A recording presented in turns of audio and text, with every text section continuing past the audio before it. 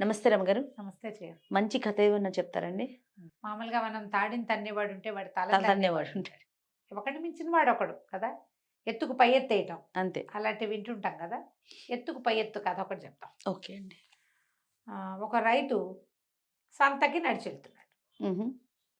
ఈ లోపల ఒక షావుకారు సుబ్బయ్య గారు కలిసి, ఎక్కడికి రా నా ఏమిటి రైతన్నా ఎటు వెళ్తున్నావు అని అడిగాడు.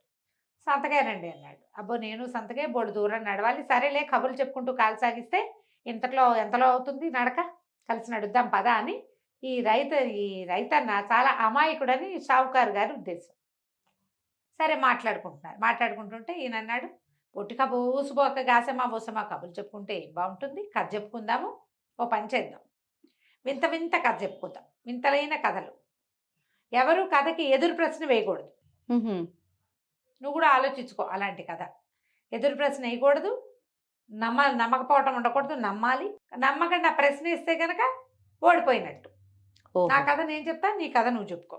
ఇద్దరు పందెం. చెప్పుకోవాలి. ఇద్దరం కథలు చెప్పుకుందాం, వింత కథల పందెం వేసుకుందాం. ఓకే. నా వింత కథ నేను చెప్తా, నీ వింత కథ నువ్వు చెప్పు.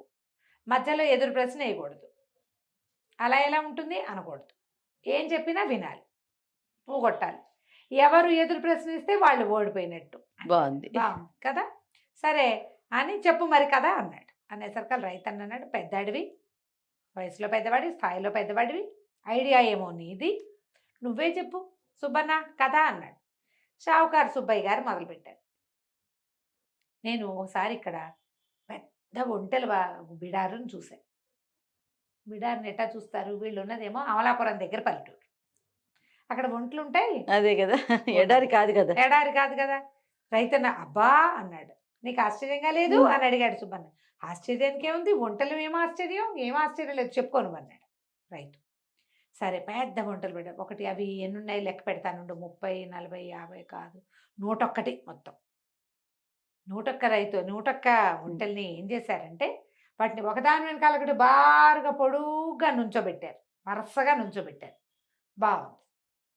వంటలు వరుసగా నుంచుంటాయి చీమల్లాగా. అదే కదా. సరే అక్కడి నుంచి ఏం చేశారు తెలుసా, ఒకదాని ముక్కుకి దీని ముక్కు వెనకాల దానికి చేశారు, దీని తోకని దాని వెనకాల ఉన్న దాని ముక్కుకి కట్టారు.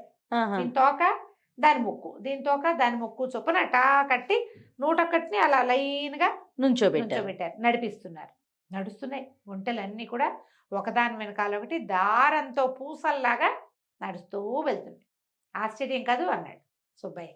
అంటే ఆశ్చర్యానికి ఏముంది, అట్ట నేర్పించుంటారు, అట్ట నడుస్తున్నాయి, నువ్వు కథలోకి వెళ్ళు పర్వాలేదు అన్నాడు రైతు. ఎదురు ప్రశ్న ఎట్లేదు. అట్ట నడుస్తాయే వంటలు అనద్దు అట్లా నడుస్తుంటే ఏమైంది, పైన ఒక గద్ద తిరుగుతోంది. ఆ గద్ద అమాంతం కిందకి దిగి ఆఖరి నుండే ఉంటే దాని తోక పుచ్చుకుని లేవ తీసుకెళ్ళిపోయి, ఉంటే తోక పుచ్చుకుని గద్ద ఆకాశంలోకి తీసుకుపోతే ఇంకేముంది, ఒక ఇంట వెనకాల ఒక వంట లేచిపోయినాయి మొత్తం. ఆ గద్ద పట్టుకుని వెళ్ళిపోతుంది తినడానికి. ఓహో. 101 వంటలు వేళ్లాడుతున్నాయి దాని ముక్కును పట్టుకుని. మరి ఇప్పుడు లైన్ గా కట్టారు కదా, ఒకదాన్ని లేవదీస్తే మిగిలినవన్నీ లేస్తాయి కాదు. అలా వెళ్తూ ఉంది, పైకి ఎగిరిపోయింది. ఎంత ఆశ్చర్యమో కదా. ఆశ్చర్యం ఏం లేదు, భలే ఉంది కదా, ఎంత బాగా చెప్తున్నావో, ఎక్కడి నుంచి తెచ్చావు సుబ్బన్న ఈ కదా, చెప్పు తర్వాత ఏమైందో చెప్పన్నాడు రైతు. ఏముంది, అవి అలా తీసుకెళ్తుంటే ఒక రాజుగారి ఉద్యానవనం మీదుగా వెళ్తుంది గద్ద. కింద ఒక రాజకుమార్తె, కొంతమంది దాసీగణము నుంచున్నారు చెలికత్తెలు. ఇంతలో ఏమైంది, ఈ తోక పుచ్చుకుంది కదా, ఏ ఒంటె తోకనైతే గద్ద పైకి లేవదీసి పట్టుకుందో ఆ ఒంటెకి ఏదో కడుపులో బాధ వచ్చేస్తుంది ఉన్నట్టుండి. గిల గిల గిల గిల తన్నేసుకునేసరికి అలా ఆ తన్నుకునేసరికి తాళ్ళన్నీ ఊడిపోయి ఒంటెలు వరుసగా కింద పడిపోయింది. అది కూడా పడిపోయింది కింద. ఈ ఏదో గద్ద ఒకటి పైన వెళ్తుంది, అదేదో తాడు పుచ్చుకెళ్తుందని రాజకుమార్తె దాసులు తలకాయ ఎత్తి పైకి చూస్తున్నారు. ఏముంది, ఆ ఒంటె జారిపడి యువరాణి కంట్లో పడిపోయింది, ఎడం కంట్లో పడింది. పడ్డం ఏమిటి, అంతే. ఇక గద్ద ఇంకేమి చేసేది లేక వెళ్ళిపోయింది. యువరాణి కన్ను నలుపుకుంటోంది. చెలిక తిరిగింది. ఏమైందమ్మంటే, ఏదో కంట్లో చిన్న నలకబడిందే అంటోంది అని చెప్పి కన్ను ఇట్లా అంటుంది. అంటుంటే ఏం చేసింది, ఓ దాసీది వచ్చి ఉండండి ఏం పడిందో నేను తీస్తా అని చెప్పేసి పక్కనున్న పత్తి చెట్టు నుంచి చిన్న పత్తి కోసి దాన్ని ఇట్లా వెలిపెట్టి పుల్లలాగా కంట్లోంచి తీస్తే ఒక ఒంటి వచ్చింది బయటికి. ఒంటి రాగానే పక్కన ఇంకో చెలికత్తే హ్యాండ్ బ్యాగ్ వేసుకుని ఉంచింది, రాణిగారిది, యువరాణి గారి హ్యాండ్ బ్యాగ్. టకీమని ఆ ఒంటని పుచ్చుకొని హ్యాండ్ బ్యాగ్లో పెట్టింది. ఇట్లా ఒక్కో వంట తీస్తూ ఉంటే చెలికత్తేమో పత్తి కోసబెట్టి తీసేస్తోంది. రెండో చెలికత్త వచ్చిన వెంటనే వచ్చినట్టు హ్యాండ్ బ్యాగ్లో పెట్టేసుకుంది. బ్యాగ్లో పెట్టుకుని ఇంటికి లేక దేంట్లోనో పడేస్తాను అని చెప్పింది. యువరాణి గారు కన్ను నలుపుకుంది. కన్ను సరిపోయింది, అయిపోయిందే, తగ్గిపోయింది, పర్వాలేదండి. హాయిగా అందరూ కలిసి ఆటలాడుకుని ఇంటికి వెళ్ళిపోయారు. కథ కంచికి మనం ఇంటికి బాగుందే కదా, ఇందులో వింతగా లేదు అన్నాడు. ఈ రైతు అన్నాడు, వింతకేముంది, కథలు ఇట్టగే ఉంటాయి, ఎంత బాగుందో, భలే బాగా చెప్పావు. ఇప్పుడు నేను చెప్పనా ఓ కథ అన్నాడు. ఇప్పుడు వీడు ఎదురు ప్రశ్న వెయ్యలేదు కాబట్టి ఏమీ పందెం లేదు. వీళ్ళు వేసుకున్న పందెం ఏమిటి? ఎదురు ప్రశ్నించకూడదు, సాధ్యమా అని అడగకూడదు. పందెం ఓడిపోతే 1000 రూపాయలు ఇవ్వాలి. ఓహో. ఒకవేళ ఇప్పుడు ఈయన దగ్గర షావుకారు ఓడిపోయాడు అనుకో 1000 రూపాయలు. అదే రైతు ఓడిపోయాడు అనుకో, రైతు బక్కవాడు కదా, డబ్బు ఇవ్వలేడుగా. 3 ఏళ్ల పాటు ఒట్టిగా కౌలు చేసి పెట్టాలి వాళ్ళ పొలం. బాగుంది. పొలం కౌలు చేసి పెట్టాలి ఫ్రీగా. ఆయన పొలం ఈయన దున్ని పెట్టాలన్నమాట. దున్ని విత్తనాలు వేసి పండించి ఇవ్వాలి. ఇది లెక్క పెట్టుకున్నారు. అక్కడి నుంచి ఏమైంది, రైతుని చెప్పమన్నాడు కదా. రైతు అన్నాడు, మా నాన్న ఈ పరగణాలకే రాజు. ఆయన దగ్గర ఎన్ని గొడ్లు ఉండేవో, ఆవులు, గేదెలు, మేకలు, ఎడ్లు, గిత్తలు, అసలు కుక్కలు, పిల్లులు, కోళ్ళకైతే లెక్కే లేదు. అంటే వీటి నవ్వొచ్చింది షావుకారికి. మీ నాన్నకి ఎక్కడెవరా అనాలి. పళ్ళు గట్టగా గిట్టగరుచుకున్నాడు. ఎందుకంటే ఈ చూస్తున్న రైతే పరమ పేద రైతు. వీళ్ళ నాన్న ఇంకా అతి పేద రైతు షావుకారికే తెలుసు. వీడి తాత కూడా షావుకారికి తెలుసు. ఆయన కూలి పని చేసేవాడు. వీళ్ళ నాన్న ఒక 1/4 ఎకరం సంపాదించాడు, వీడు ఒక 2 ఎకరాలు సంపాదించుకొని ఉన్నాడు. వీడికంటే వీళ్ళ నాన్న దగ్గర 100 గొడ్లు 150 కోళ్ళు ఎక్కడి నుంచి వస్తాయి? ఊరుకున్నాడు. అయితే మా నాన్న దగ్గర బోల్డని గుర్రాలు, గాడిదలు కూడా చాలా ఉండేవి. కంచరగాడిదలు కూడా ఉండేవి. అసలు ఆ ప్రాంతంలో గుర్రాలు లేవు, గాడిదలు లేవు. అమలాపురం పక్కన గుర్రాలు ఎక్కడివి, గాడిదలు ఎక్కడివి? అదే కంచర గాడిదలు ఉండేవి ఈ బట్టలు మోయటానికి. కంచర గాడిదలు లేవు, కథల్లో ఉంటాయి. ఊరుకున్నాడు, బిగపట్టుకున్నాడు, ఏం మాట్లాడకండి. అయితే మా నాన్న దగ్గర ఒక పొట్టి గుర్రం ఉండేది. ఎంత పొట్టిదో అది. ఆయనకి భలే ఇష్టం. దాని మీదకి గాలపింగ్ చేయించేవాడు, గుర్రాన్ని పరిగెత్తిచ్చేవాడు. అయితే ఒకనాడు గుర్రాన్ని దౌడు తీస్తుండగా ఏమొచ్చిందిట ఆయనకి. ఆయన ఎప్పుడు అదే వేసుకెళ్ళేవాడు. జీన్ చిరిగిపోయి, చిరిగిన జీన్ రుద్దుకుని గుర్రానికి నడు మీద ఇంత పుండు పడింది.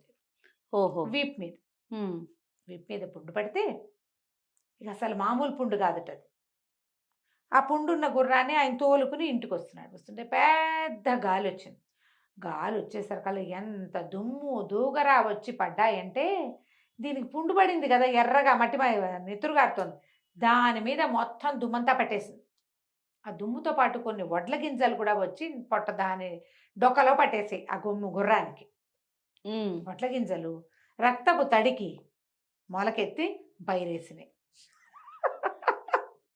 ఈయన అంటున్న ఒక ఉద్రేకం వస్తుంది లోపల. సావుకారికి ఊరుకున్నాడు, మాట్లాడకండి. ఇందాక వాడు మాట్లాడలేదు కథలో వింత విషయాలకి, మనం కూడా మాట్లాడకూడదు. మాట్లాడితే ఉంది 1000 రూపాయలు ఇవ్వాలి, అందుకని మాట్లాడకండి అన్నాడు. అక్కడి నుంచి ఇంకా పండిందండి షావుకారు సుబ్బన్న పంట, మామూలుగా లేదు. గుర్రం తాలూకు డొక్క మీద పడిన అరిచేతిలో సగం అంత నెత్తురు మరక మీద ఒడ్లు పడి మొత్తం విరగబండేసింది. అదంతా ఒడ్లు పడి అవన్నీ మొక్కలు వచ్చి అవన్నీ చెట్లయ్యి వరి పంట కోసేసి అక్కడి నుంచి ఊరుమ్మడి మొత్తం అందరూ కోసిన తరగల పంట. బంగారపు రంగు కంకులు ఇంతంత గింజలుండి, ఇంత గింజలు సుబ్బన్న ఎంత పెద్దవో. మొత్తం కోసారు. కోసిన తర్వాత ఏమైంది, మా నాన్న ఎందరికో పంచిపెట్టాడు.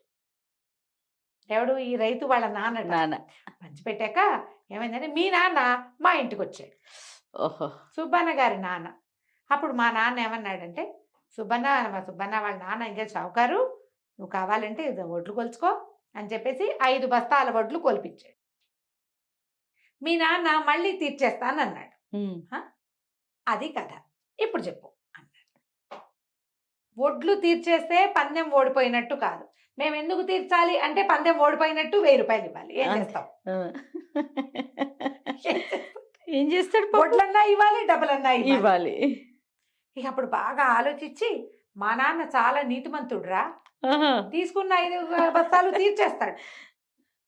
తీర్చను అంటే 5 బస్తాలు ఏమైంది, ఎంత రూపాయి ఆ రోజుల్లో, ఏ 30 రూపాయలు. అంతే. 5 బస్తాలతో తీరిపోయింది. మా నాన్న ఎందుకు తీర్చాలి, అసలు ఇదేంటి వెర్రి కదా అన్నావా, పంది పంది పడిపోయింది. 1000 ఓడిపోయినట్టు. రూపాయలు ఇవ్వాలి. 1000 ఇవ్వడం సులువా, 5 బస్తాలు ఇవ్వడం సులువా ఆ, అంతే. కదా. అలాగని ఇంటికి వెళ్ళాక కొలుస్తాను, పట్టుకెళ్ళు అని చెప్పేసి 5 బస్తాల ఓట్లు కొలిచి బాగుంది. ఆ వాళ్ళ దగ్గర ఉన్న శ్రేష్టమైన వడ్లు వేసుకుని రైతు తర్వాత పంటలు పండించుకున్నాడు. కథకంచికి మనం ఇంటికి చూడు, ఆయన ఏం ఎత్తేసాడు, వీడిని బాగా ఇరికిచ్చి 3 సంవత్సరాల పాటు కౌలు చేయించుకుందాం అనుకున్నాడు. చివరికి వాడికి 5 బస్తాలు ధాన్యం ఇవ్వవలసి వచ్చింది. కానీ ఊహలు మాత్రం అత్యద్భుతం కదా రమ్మగారు. సూపర్ అండి, అసలు నిజంగా ఊహకు అందట్లా. అదే చాలా బాగుందండి. కథకంచికి మనం ఇంటికి. నమస్తే రమ్మగారు. నమస్తే. సుమన్ టీవీలో మీ పర్సనల్ అండ్ బిజినెస్ ప్రమోషన్స్ కోసం కింది నెంబర్కి కాంటాక్ట్ చేయండి.